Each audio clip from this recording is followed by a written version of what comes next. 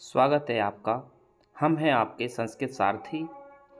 आज हम जानने वाले हैं सांख्य दर्शन का सामान्य परिचय। सांख्य दर्शन सबसे प्राचीन दर्शन है। इसकी शुरुआत सांख्य सूत्र से हुई, जिसमें 6 अध्याय हैं और इसकी शुरुआत करने वाले आचार्य हैं महर्षि कपिल। सांख्य दर्शन का जो प्रकरण ग्रंथ है और जो हमारे यूजीसी नेट जेआरएफ के पाठ्यक्रम में भी लगा हुआ है, वह है सांख्य कारिका, जिसमें 70 कारिकाएँ हैं। और ये सांख्य कारिका किसने लिखी है? तो ये ईश्वर कृष्ण ने लिखी है। और ये द्वैतवादी दर्शन है। द्वैतवादी मतलब दो तत्वों को मानता है। एक तो ये प्रकृति को मानता है और एक पुरुष को मानता है।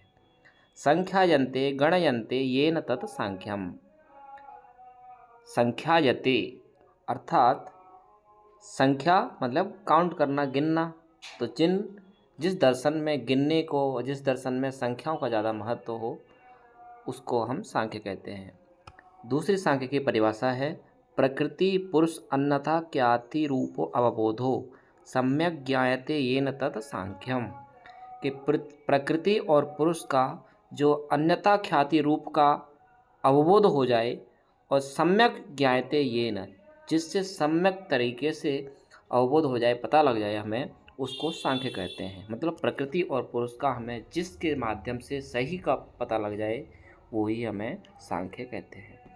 पंचविंशति तत्वानां संख्या विचारः।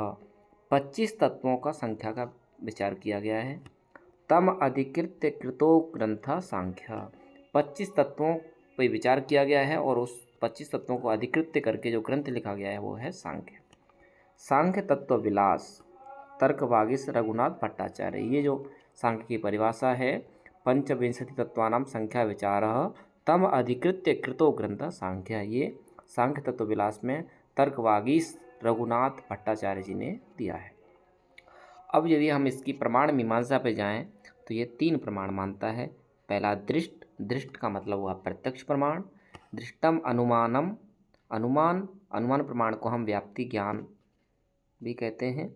और तीसरा प्रमाण है आप्तवचन, जिसको हम शब्द प्रमाण भी कहते हैं। और ये शब्द प्रमाण जो है, अनुमान जो प्रमाण है वो बीत और अवीत 2 प्रकार का होता है। अनुमान प्रमाण, दूसरा जो अनुमान प्रमाण है वो वीत और अवीत 2 प्रकार का होता है। फिर वीत का भी जो भेद है वो है पूर्ववत और शेषवत, और अवीत का भेद है सामान्यतो दृष्ट। इस प्रकार से अनुमान के 3 भेद हुए, पूर्ववत, शेषवत और सामान्यतो दृष्ट।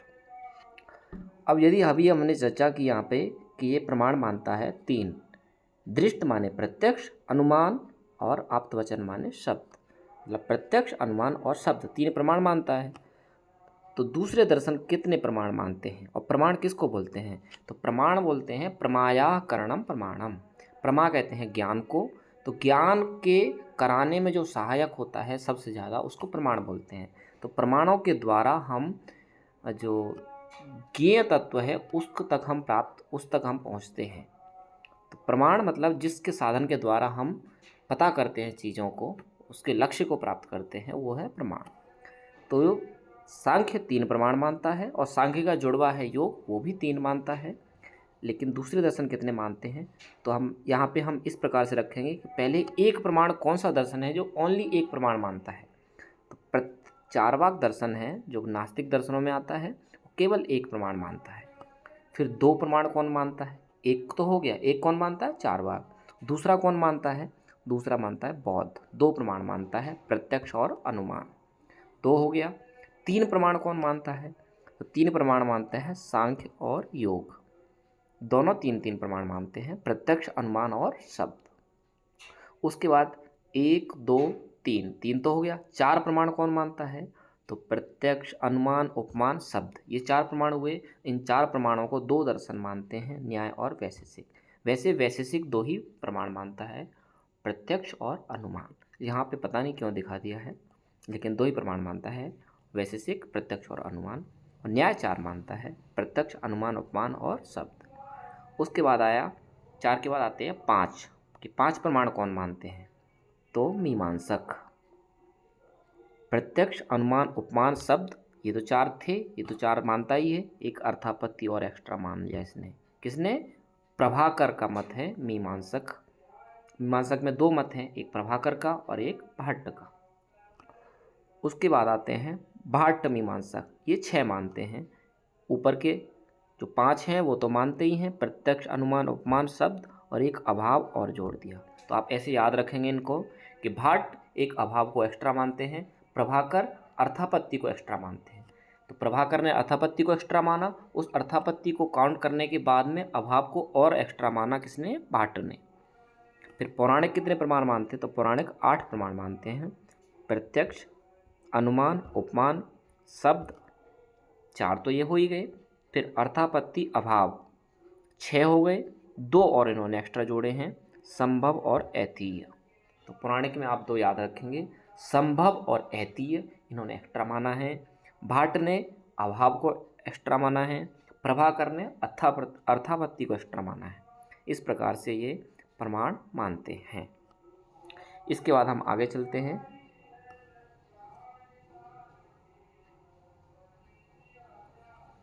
सांख्य दर्शन में वर्णित सृष्टि क्रम, ये तत्व मीमांसा है सांख्य दर्शन की।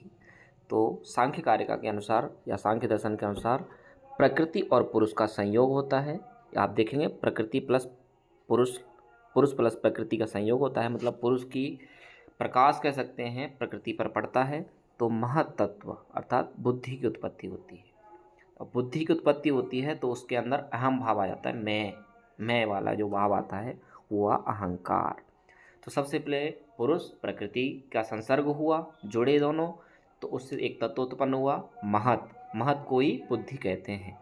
जब बुद्धि से फिर उत्पन्न हुआ अहंकार, और अहंकार 3 प्रकार का होता है, सात्विक, राजसिक और तामसिक। अब आप देखेंगे सात्विक अहंकार से क्या क्या उत्पन्न होगा, और राजसिक से कुछ नहीं उत्पन्न हुआ यहाँ पे, तामसिक से क्या उत्पन्न होगा। देखो सात्विक अहंकार से उत्पन्न हुए हैं 5 ज्ञानेंद्रियाँ, 5 कर्मेंद्रियाँ और 1 मन। 5 ज्ञानेंद्रियाँ मतलब जिनसे हम ज्ञान लेते हैं, आँख से देखते हैं, नाक से सूंघते हैं, कान से सुनते हैं, जिह्वा स्वाद का पता लगाते हैं, त्वचा ठंडा गर्म का पता लगाते हैं। ये 5 ज्ञानेंद्रियाँ हुई, इनसे हम कुछ करते नहीं हैं, केवल हम पता लगाते हैं। और 5 कर्मेंद्रियाँ जिनसे हम कर्म करते हैं, काम करते हैं, हाथ से काम करते हैं, पैर से चलते हैं, वाणी से बोलते हैं, और उदा और लिंग। इस प्रकार से 5 कर्म करने वाली इंद्रियां हुई और 1 मन। तो 5 और 5 10 और 1 11। 11 तत्व उत्पन्न हुए अहंकार के सात्विक नामक भेद से। उसके बाद अहंकार का ही तामसिक नामक भेद है, उससे 2 तत्व उत्पन्न होते हैं, एक होता है पंच तन्मात्रा और एक होता है पंच महाभूत। अब आप ध्यान देंगे पंच तन्मात्रा में क्या क्या चीज़ें आई हैं? शब्द, स्पर्श, रूप, रस, गंध। और पंच महाभूत में आकाश, वायु, अग्नि, जल और पृथ्वी। अब आप ध्यान देंगे सबसे पहले शब्द उत्पन्न हुआ पंच तन्मात्रा में, तो शब्द गुणकम आकाशम। शब्द किसका गुण है? आकाश का। स्पर्श वायु का। फिर है रूप अग्नि, रस जल, गंध पृथ्वी में, ये इनके गुण हैं। इस प्रकार से पंच तन्मात्रा और पंच महाभूत ये किससे उत्पन्न होते हैं? तामसिक अहंकार से। इसके बाद में हम आते हैं, इनका जो प्रमुख सिद्धांत है वो है सत्कार्यवाद। और सत्कार्यवाद सिद्धांत के लिए ये कितने हेतु देते हैं? तो 5 हेतु देते हैं। पहला असद अकरणात्, दूसरा उपादान ग्रहणात्, तीसरा सर्वसंभवा भावात्, चौथा सत्तस्य शक्य करणात्, 5वां कारण भावात्। तो ये 5 हेतु देते हैं। इसकी कारिका है असद कारणात् उपादान ग्रहणात् सर्वसंभवाभावात् सत्तस्य शक्य करणात् कारण भावाच्च सत्कार्यम। तो सत्कार्यवाद में ये 5 कारण बताते हैं, 5 हेतु देते हैं। अब ये हेतु की व्याख्या हम जब इसका विशिष्ट अध्ययन की यूनिट पढ़ेंगे, इकाई पढ़ेंगे, हम उसमें चर्चा करेंगे। अब हम इसके आचार मीमांसा पे आते हैं। तत्व मीमांसा का वर्णन कर चुके हैं। आचार मीमांसा पे जाएं तो हम सत्कार्यवाद और परिणामवाद, ये 2 इसके प्रमुख प्रसिद्ध सिद्धांत हैं। त्रिविध दुख, 3 प्रकार का दुख मानते हैं ये। कौन कौन से? आध्यात्मिक, आदिभौतिक और आदिदैविक। गुणों की साम्यता, साम्यावस्था, अर्थात सत्व, रज और तम, ये 3 प्रकार के गुण हैं। जब ये साम्यावस्था, समान अवस्था में रहते हैं, तब क्या रहता है? प्रलय रहती है तब सृष्टि का निर्माण नहीं होता है। जब इनमें विषमावस्था आती है तभी ही संसार का निर्माण होता है। 13 प्रकार के इन्होंने कर्ण माने हैं, 3 अंतःकरण माने हैं। 3 अंतःकरण कौन कौन से हैं? मन, बुद्धि, अहंकार। और 10 बाह्यकरण माने हैं इन्होंने। जीवन मुक्ति इन्होंने ये प्रश्न JRF में मैंने जब पेपर दिया था, और मेरा JRF एक बार में हो गया था पहले प्रयास में ही, तो उसमें ये प्रश्न आया था जीवन मुक्ति कि मुक्ति कितने प्रकार की होती है। तो मुक्ति सांख्य के अनुसार 2 प्रकार की होती है, जीवन मुक्ति और विदेह मुक्ति, जीवन काल में और मरण के बाद। सत्ख्यातिवाद भी इनका प्रमुख सिद्धांत है। बुद्धि के इन्होंने 4 सात्विक गुण माने हैं, 4 ही तामसिक गुण माने हैं। मतलब बुद्धि 8 गुणों की होती है, 4 सात्विक और 4 तामसिक। धर्म सात्विक गुण हो गया, उसी का उल्टा कर दो अधर्म, तामसिक हो गया। फिर ज्ञान सात्विक हो गया, अज्ञान तामसिक हो गया। वैराग्य सात्विक, राग तामसिक। ऐश्वर्य सात्विक, अनैश्वर्य तामसिक। इस पर आप ऐसे भी याद रख सकते हो, धर्म, ज्ञान, वैराग्य और ऐश्वर्य, इन 4 को याद कर लो, इनका उल्टा ही तामसिक हो जाएगा। ये बुद्धि के इन्होंने गुण माने हैं। अब इन्होंने 3 प्रकार के जो गुण माने हैं, सत्व, रज और तम, उनकी स्वरूप का वर्णन यहाँ पे किया है। और इससे प्रश्न आते हैं कि सत्व गुण है, और दूसरा है रज, और तीसरा है तम। तो सत्व गुण हल्का होता है, प्रकाशक होता है, प्रीति करने वाला, सुख देने वाला होता है। इसका कार्य और प्रयोजन है प्रकाश करना, और इसका स्वभाव है एक दूसरे को दबाना। ये किसका है? सत्व का। उसके बाद आते हैं रजोगुण में। रजोगुण चंचल होता है, प्रवृत्तिशील होता है, किसी काम को शुरू करवाता है, ये उत्तेजक होता है, अप्रीति, दुख का कारण यही होता है, और है प्रवर्तन करना, मतलब किसी काम को शुरू करवाना, ये इसका काम है। आश्रय बनना, और ये दूसरे का आश्रय, इन गुणों का आश्रय बनता है। आया तमोगुण, ये भारी गुण होता है, अवरोधक, विषाद, मोहात्मक। अवरोधक रोकने वाला होता है, विषाद दुख और मोहात्मक होता है। नियमन करना, स्थिर रखना इसका काम है। उद्भव और आविर्भाव करना भी इसका स्वभाव है। तो आप इस प्रकार से इनको याद रखेंगे कि सत्व हल्का है, वहीं पे रज चंचल है, तम भारी है। सत्व प्रकाशक है, रज उत्तेजक है, तम अवरोधक है।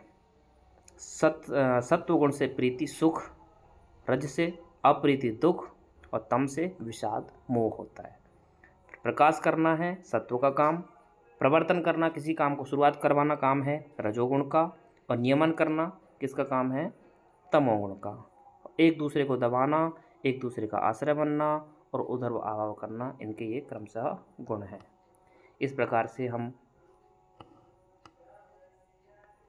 कुछ प्रश्न भी ले लेते हैं। सांख्यानुसारम तत्वानाम संख्या कति। सांख्य के अनुसार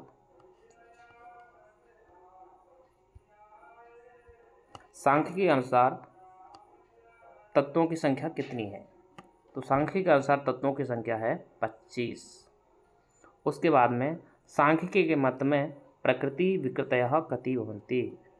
प्रकृति विकृतयः 7। प्रकृति और विकृति कितनी होती हैं? 7। अब मैं अभी बताऊंगा प्रकृति विकृति किसको कहते हैं। सांख्य के मत में एकादश इंद्रिय कुतः जायन्ते। सांख्य के मत में 11 इंद्रियाएं कहाँ से उत्पन्न होती हैं। अब हम तो 10 इंद्रियां पढ़े हैं, 5 ज्ञानेंद्रियां, 5 कर्मेंद्रियां, और एक होता है हमारा मन। मन को भी ये इंद्रियों के अंदर काउंट करते हैं, और दोनों इंद्रियों के अंदर काउंट करते हैं। इन्होंने बोला है उभयात्मकम अत्र मनः संकल्पकम इंद्रियम च साधर्म्यात्। मन दोनों प्रकार का है। क्यों? क्योंकि मन यदि हमारे ज्ञानेंद्रिय के साथ नहीं जुड़ेगा तब तक हमें ज्ञान भी नहीं हो सकता, और कर्मेंद्रिय के साथ जुड़ के काम नहीं करेगा तब तक हम काम भी नहीं कर सकते। इसलिए वो दोनों का काम करता है, दोनों के साथ मिलकर काम करता है, इसलिए इसको उभय इंद्रिय कहते हैं। और ये कहाँ से उत्पन्न होते हैं? तो ये होते हैं हमारे सात्विक। कहाँ से उत्पन्न होते हैं? सात्विक अहंकार। अहंकार के 3 भेद बताए थे।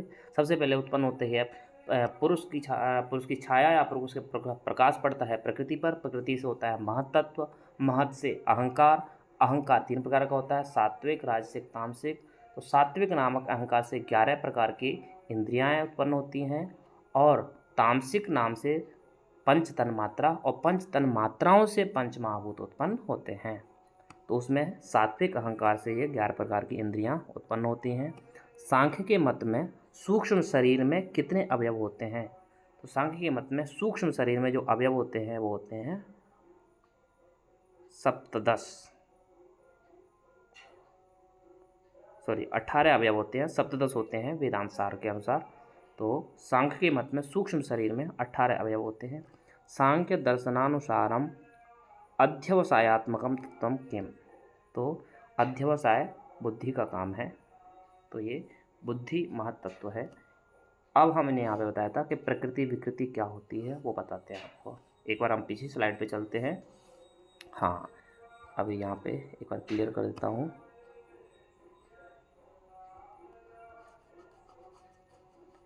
जैसे यहाँ पे ये प्रकृति सृष्टि वर्णन है कि सृष्टि की उत्पत्ति कैसे हुई है, उसको हम देखते हैं।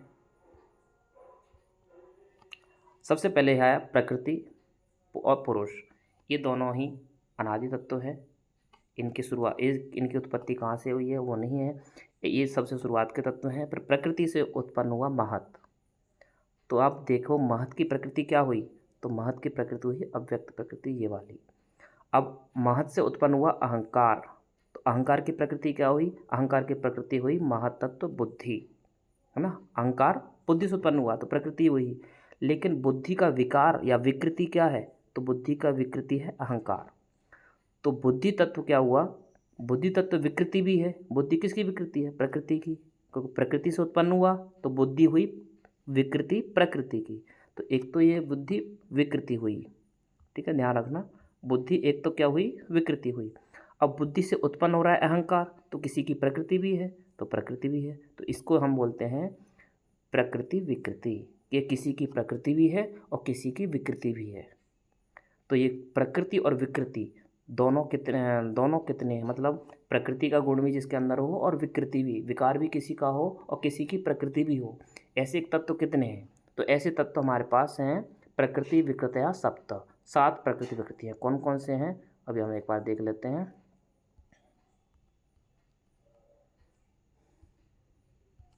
अब देखो, इसकी प्रकृति भी है विकृति भी है।